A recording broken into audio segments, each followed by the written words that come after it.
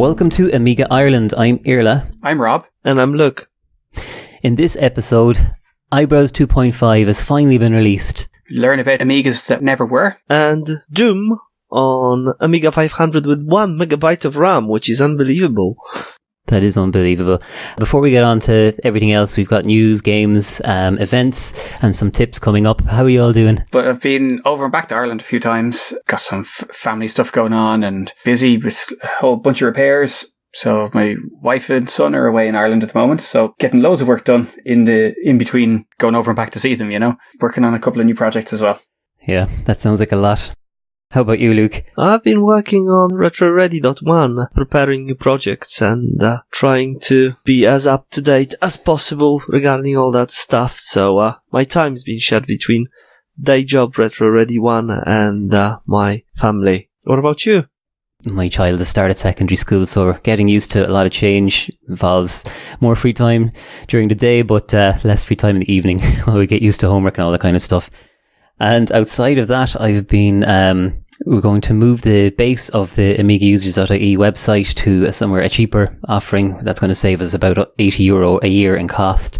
The catch is we have to drop WordPress. So I'm rewriting something. I'm writing something that a plugin we use to publish the podcast PowerPress, it was called. So we're going to have our own code doing that now. And once that's finished, we'll be able to save a few more euro towards the events that way. And nobody will notice. So if you're listening to the podcast, nothing will change. And if you're visiting the website, nothing will change. It'll all be in the back end. And that's been pretty much what I've been doing. So anyway, let's get on to the show. Link for everything we're going to talk about are on the website, AmigaUsers.ie, for this episode or on your podcast app. Right, let's move on to the news. WRP 4.4 has been released by Tenox. This allows you to access HTTPS sites from old computers. I've used this before and it works very well by rendering the web page as a GIF in your browser. The links are clickable though, so that's the clever part, so you can actually browse and navigate. This new version though is going to support text input and is actively being worked on, so you can click on a text box. For example, if you want to do a Google search, you'll be able to click on the text area. It'll take your text input and submit it to Google search or any website, a login presumably as well for something like Facebook or a forum. And so even though we have new versions of SSL out and there's a new version of iBrowse we're going to talk about in a while, this will allow you to see everything, the CSS, just as it's intended. And you install this on another machine, your main computer for example, and just tell iBrowse, if using that as an example, to use your main machine as the proxy, and the websites will be fetched there, rendered as GIFs and sent to your iBrowse. Very nice, very clever, and it's being actively developed now on GitHub, so it's a good time to try it out and give some feedback because he's been very responsive to any of the feedback I've given him. Little self-promotion here, but I've released a new version of ADFer, which is a little tool it's based on the older ADF Blitzer. It's just a tool for reading and writing ADF to and from floppy disk. So there was a small bug that was found in it, and I fixed it. It was just a small bug with menus getting stuck, enabling some of the options and not being able to switch them off again. So now that's fixed, and there's an update available on Aminet. Fair play. RNO PDF is an app to view PDF files. It comes from like a set of different tools under the flag of RNO. I think RNO is still a great demo scene group of people. But apart from that, they've been releasing very useful apps, and this version is available for Amiga OS 3.1 and Morph OS as well. So go and have a look. Very nice. Final Writer teases a minor update is in the works, and this was posted by Terminalis on the AROS forum, showing features like PDF export and enhanced text layout, and there was a lot of enthusiasm for this on the thread. So if you're an AROS user, you can head on over to that thread and keep up to date when the release will be out. Cool, and that should eventually find its way, because he was aiming to release an updated Final Writer on all the platforms, which is something to definitely look forward to. Oh, very good. Yeah. AMI Speed Test, which is by our very own Carl Jekyll, That's had an updated version, which basically just combines the two older versions where, there's a shell version and a window version. So this one now opens up on a workbench window and can also be run from the shell with the same executable.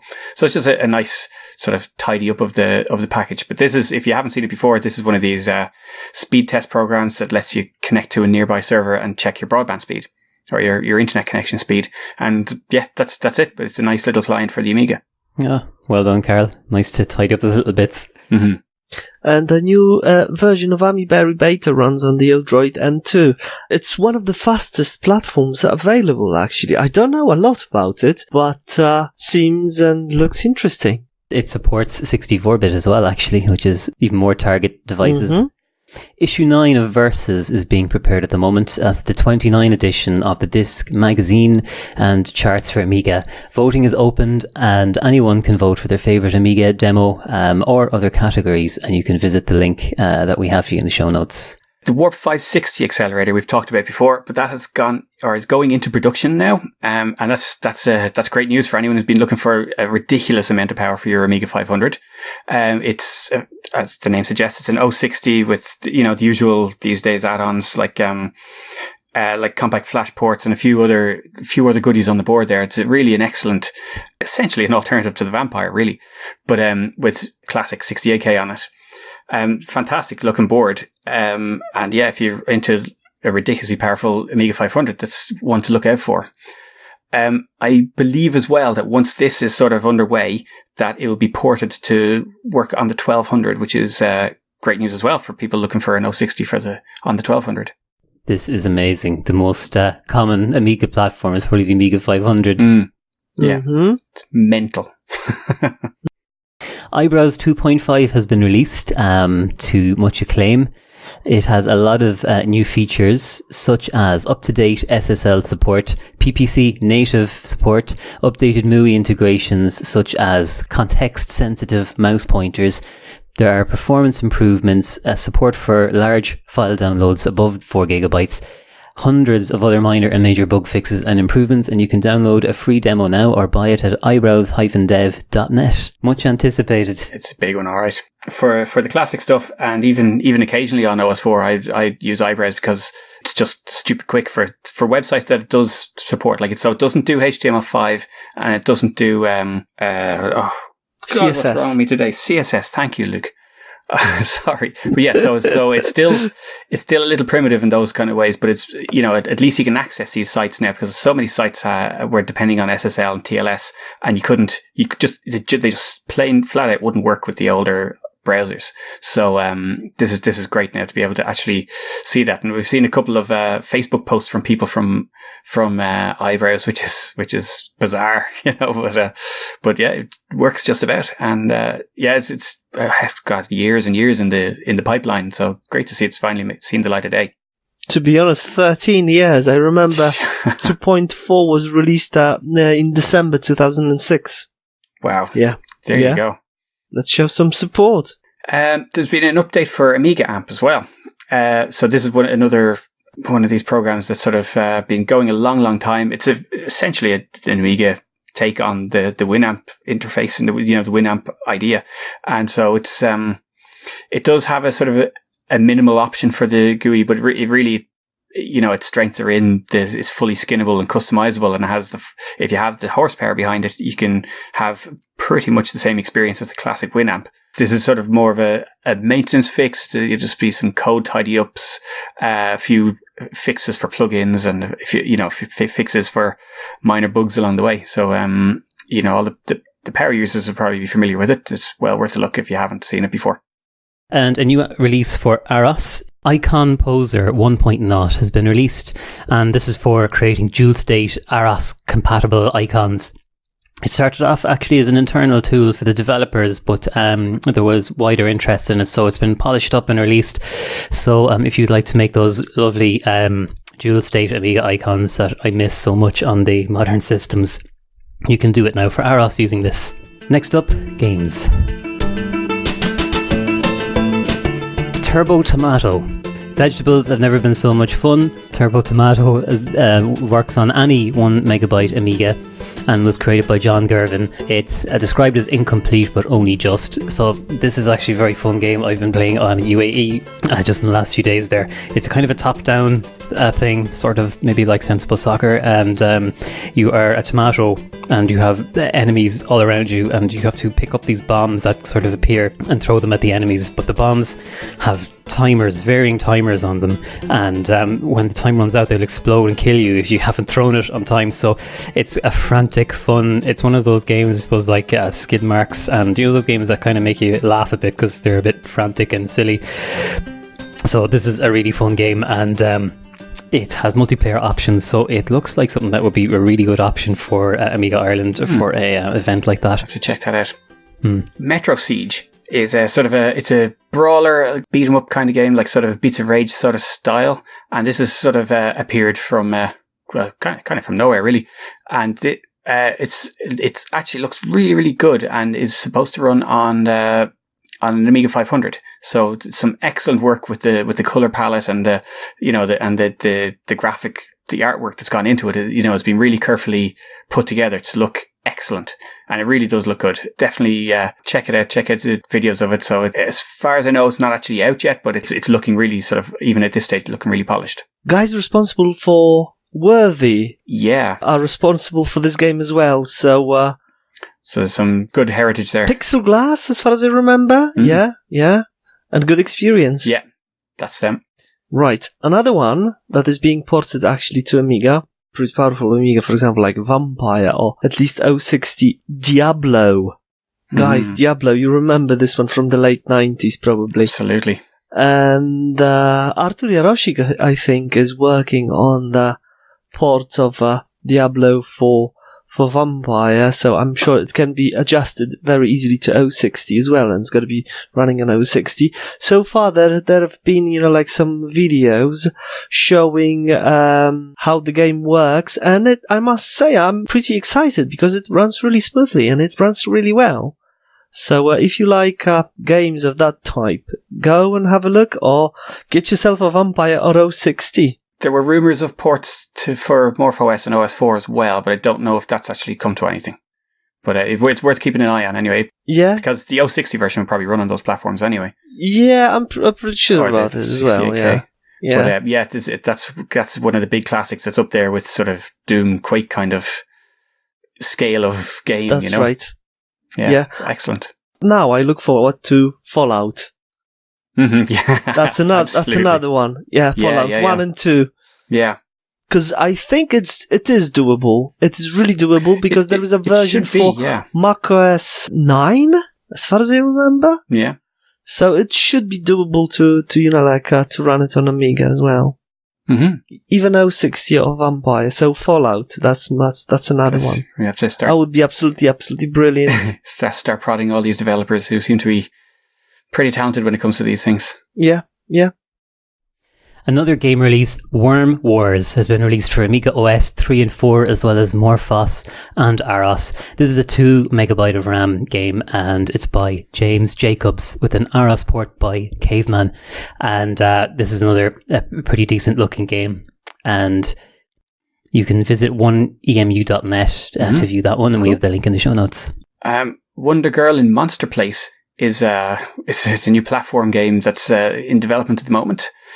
This, you probably guess what this, or you can imagine what this looks like from the title, but it's looking very polished already. Yeah, what can I say? I'm looking forward to seeing this when it comes out because it really looks like it could be good.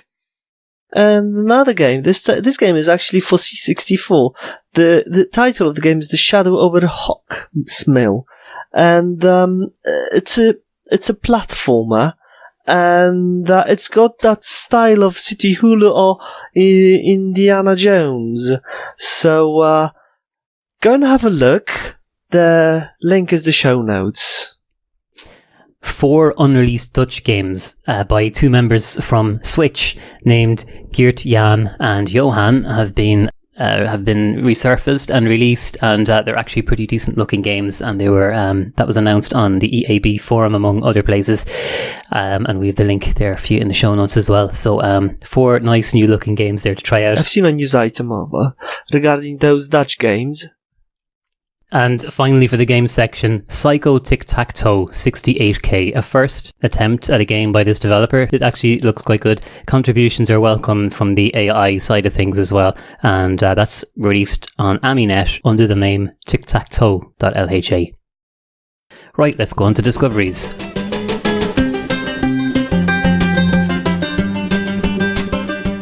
My first discovery this month is an article on cross-compilation for Amiga using Windows, Mac or Linux. So there's something for everybody here in this article.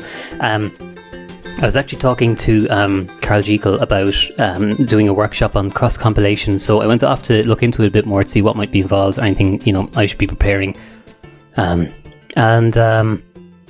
It turns out this article, these articles are actually written by Midwan of Amiberry, who gave a workshop last year. So if you're interested in cross-compilation, these articles here by Midwan on blitterstudio.com cover all those systems. And if you want to learn more about cross-compilation and actually get your hands dirty, you can come to Amiga Ireland in January and do a workshop with Carl. Amiga Revive is a new Amiga website. So this is blog / sort of news articles kind of feel to it. Some nice articles up there at the moment, and some good write-ups on the upcoming stuff in the Amiga community and the Amiga world in general. Yeah, I think it's a Dutch website, but it's still written in English. Yes, yeah. Right, another one. This news item is Doom, or like something in between Doom and Wolfenstein 3D game, running on Amiga 500, and it's been running really smoothly, to be honest. The guy who's responsible for the engine is a Polish demo scene coder, and he's been working on it steadily for quite some time. Some time ago, he showed an engine in one of his demos of Doom, and it was pretty good achievement. So everyone around the demo scene was saying that that engine actually is one of the fastest, if not the fastest, engine for a Doom clone. Pretty impressive at that time, and I think that was somewhere around 2013 or 2015, something like that, I think. And now he has just given a presentation of his upcoming game for Amiga 500, and I must say it looks pretty impressive, taking into consideration it's a 1 megabyte Amiga 500. So the link will be in the show notes, and once again, pretty impressive stuff. I'm looking at this now and I cannot believe what I'm seeing. It's pretty serious, alright. Yeah. It's amazing. Even there's, the sky moves, the clouds. It's the kind of work that's been optimized to take into account fractions of a line on the display, display clocks. It's mental stuff. It's just unbelievable, Yeah. I can't stop watching. This is unbelievable. Code porn. Okay, we'll have to move on anyway. KA Plus magazine are now selling t-shirts with their attractive cover art on the cover. And in their latest issue, actually, their magazine, they interview Volker Wertig. So another good looking issue coming out. It's actually a really good idea. They've got beautiful cover art on all of their issues. So putting it on t-shirts is a really good idea. And I'm looking at the Spy versus Spy one at the moment, actually, which I think I'm going to have no choice but to order. Yeah, that's a great idea, because they always have cover art is the right phrase for it. They're always works of art. They're really, really good, really, really good. Eye-catching designs on their covers. So that's a great idea. Unique. Yeah, exactly. Yeah. Now I have spent a lot of time in airports over the last month, and so I've been finally getting around to reading the Commodore trilogy by Brian Bagnall, or the second and third books I've been reading recently. So I'm on the final years. Generally thought I was reasonably well clued in on all the Amiga stuff that did and didn't happen, as regards machines. But I'd never heard of the Amiga 250, which was an idea to release a games console to challenge the NES. So this was going to be a machine that was based on the Amiga 500, which was just new at the time. And it was going to take cartridges and essentially be a cut down Amiga 500. So it would have had, at the time, pretty phenomenal graphics for a game system, to go up against the NES. Yeah, and it was going to be called the A250, or at least it was, that's what it was called internally. But it got to sort of a breadboarding kind of stage and a bit of a prototype, but the money needed to put on the line for developing the cartridges and the cartridge system for it was too much, and it was canned. Things could have been very, very different. It's like watching a Gaelic football match where the deciding goal will change everything, but it keeps hitting the post. Right. We've got another one, and it's about an Amiga BBS, all about Commodore and Amiga. This BBS has been running really nicely for the past 7 years. If you go to show notes, you'll have a link and there will be address of the BBS. The funny thing is you can actually still call them using your phone. Not many BBSs, I think, are able or allow you actually to do that. So that was my discovery as well for tonight. I mean, people don't even have landlines these days. Yeah, that's right. Yeah. Wow. There's a project actually going on in the museum at the moment where, do you remember those old telephone boxes? They used to step into, close the door behind you and put coins in and dial a number. Well, we've got one of those in the museum now. That was a long time ago. Yeah, and it's basically everything works as originally it did, but at the final point where the call and connection is made, it connects to a SIM card. That's awesome. Device. So that's cool. That's very cool. Yeah. So you still pay to make your phone call with the old hardware, but the ultimate carrier is modern tech. Another discovery of mine on the subject of cross compilation. I was in the Amiga-IE chat room, and one of the members, Phil, came in and started wondering about development on Amiga, and within a day he had gotten some cross compilation working. And. Wow. Writing to a window on a screen of its own and stuff like that. So he shared this link with me, and actually, sorry Phil, I never mentioned I was going to include it, but I decided to include it since there's already a theme. This cross compiler one's on Windows, Mac and Linux, and also produces an ADF for you, so you can just, when you finish compiling, you've actually got an ADF to upload. Absolutely. Yeah, that is cool. Yeah, so good work there, Phil. Another discovery, Belgian Amiga Club's Amiga compatible website incorporates Facebook content and makes their site viewable for really old browsers. So they've got a text mode is the most basic one. One level up, you've got what they call low-end Amiga. That's an option you can click on, but it tries to detect your setup. And then there's high-end Amiga, and then there's a modern browsing experience. So they're the kind of the four levels. And one interesting thing is that the HTML files actually for the code, the files are bigger for the farther back you go, maybe with the exception of the text one. But the files are actually smaller for the more modern version. But the images, basically they're more dithered and smaller file size for the images for the older system. It's really clever. It looks good on all of them, and they've used tables to achieve that. So that's a really clever idea, I think. Yeah, I think anyone with an Amiga website should take a look at their site and see what they did there. And including the Facebook feed, they say they got the idea so that people on their Amiga machines could see what's going on in the Facebook group, even though they can't access Facebook on their old browser on the Amiga. Very clever. Okay, let's move on to events. Xenium 2019 has just wrapped up in Katowice in Poland, and this was a demo party, and they've announced winners in categories like Amiga Demo, Old School Intro, and some PC stuff as well. So you can see their first, second and third results on puwe.net, and we've got the link to that here for you. Yep, another one took place in Sweden, Datastorm 2019. And some really great demos both for Amiga and C64, especially actually for C64, like a very nice Last Ninja. There are similarities of that game. The demo was inspired by Last Ninja game, so have a look if you're into demo scene. It's a must. Cool, yeah, it's one of the big ones. Yeah. On the first Friday of September, the Commodore group will be meeting up and we'll be connecting up all the Amigas, all the Commodore machines using the projectors, and we might even turn on another few machines while we're at it. So that's going to be between 6 and 8 p.m.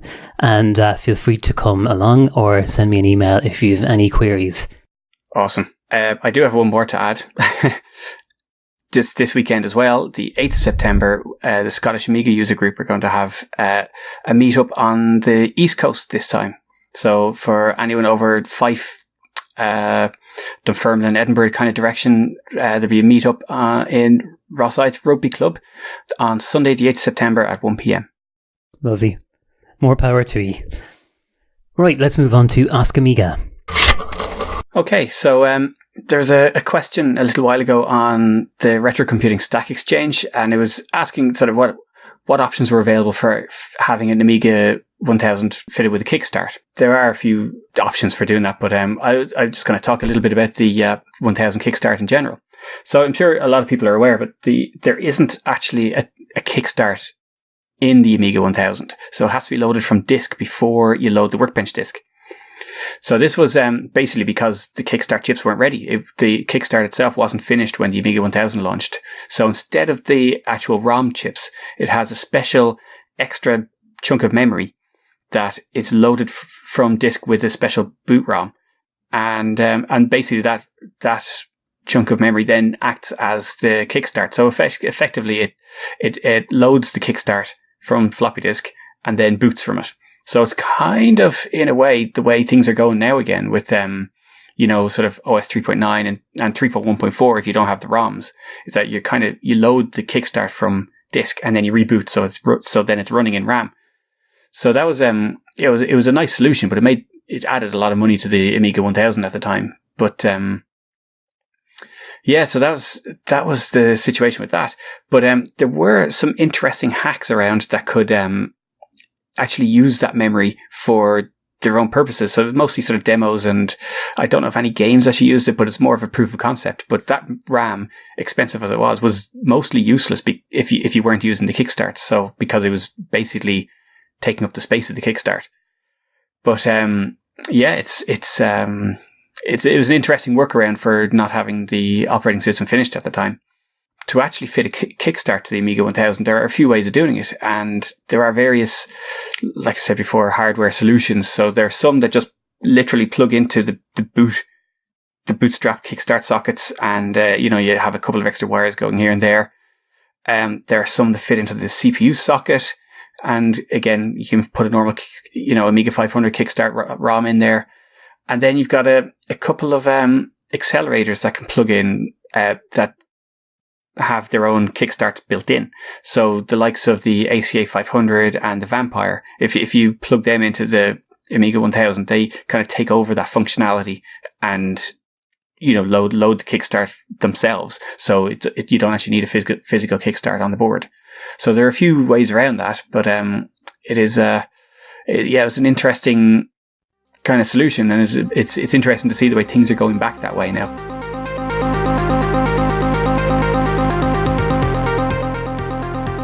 We've got some online activity coming up next. Our top tweet on Facebook was a response to the previous podcast from Pixel Vixen, who enjoyed the version of the Final Fight theme Lost in Time by Psylocke. I completely agree, Pixel. I've been playing it a lot myself, especially on a holiday to Japan, where it went down even better. It seemed to just blend in with the surroundings. Our top Facebook post was by Seamus, and the question was simply, Monkey Island or Simon the Sorcerer? Pick one. Actually, let's see what kind of answers we got. James Whelan, Monkey Island for sure. Erland Dahl, Simon, no question. Graham Thompson, Monkey Island every time. Matthew Whittle, Simon, the talkie version. Alan Kerjean, Monkey. Amiga nor Klaus, both. Amiga nor Klaus, that's cheating. Aidan Doyle, you're evil. Ian Griffiths, don't do this to be Seamus. Gavin Byrne, Monkey Island is a much tighter game. Simon has some lovely visuals, but I remember some puzzles requiring you to pick up an item that was just 1 pixel in size. Yeah, that's fair enough. For me, it has to be Monkey Island. Right. Yeah. Just I think. memories, but both excellent games. Yeah, I think it's Monkey Island for me too. I don't know, is it because it's a fundamentally better game or just because I love the atmosphere and the humour? Let's see, what else we got? Richard Troop, Monkey Island. Alexander Haselbacher, already have Monkey Island, easy pick for me. Stephen Deborah Dowden, Mr. Do. And John Kerrigan, Monkey Island for sure. There we go, I think Monkey Island has it there. And we've got some new members in the group, so hello to Glauco, Mauro, Barry, Morgan, and Sasha Norman. Nikos Polyzonis. I have to apologise because I have no idea if that's how it should be pronounced. Niels Peter Fransen and Sven Hoffman. And my Taiwanese is non-existent, but Fromo-san Bear. Yeah, you're very welcome to the group. John Kerrigan, Diego Aravalo. So that's all from us for this month. Thanks for listening, and we'll be back with a very short clip just to let you know when tickets go on sale, which is happening this month. They're going on sale for Amiga Ireland 2020 in January. I think there's just one last workshop to pin down, and then we're ready to go. So very close. So until next time. Music was by Virtual Dimension and Banjo Gaiole. And please leave us a review wherever you find us. The song of the month this month is Lethal Excess Main Menu by Jochen Hippel. Bye for now. Bye-bye. Bye-bye.